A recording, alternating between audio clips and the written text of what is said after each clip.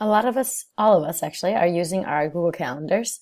So I have my Google Calendar off right now, but I want to show in this quick tutorial how you can see some of our resources, such as our meeting rooms. So in your calendar, if you click on this little plus icon, you can say Browse Resources, and it will show the resources that we have available at ASB. 309 is the meeting room by Joanna's office. 319 and 321 is a library. I'm not even sure if I know B106 is. But if you want to book an event, make sure you turn those on so that you can see the resource. Then when I go back here, I can see, for example, when 319 is being used or when 309 is being used, and I can kind of work my schedule around that.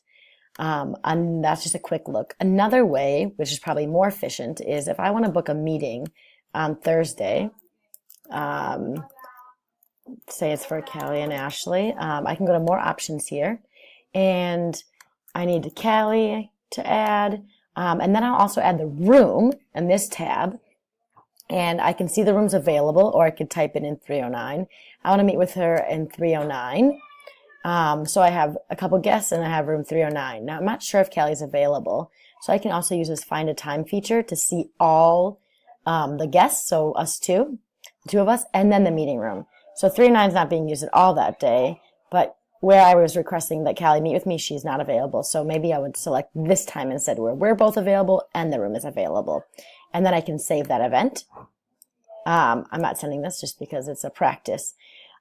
Quick tip on that as well is if I have an agenda to work with Callie on, is I should probably add that attachment, the document that I'm going to be working with her on. And if I do that, it goes right into the description, not only for me, but also for Callie.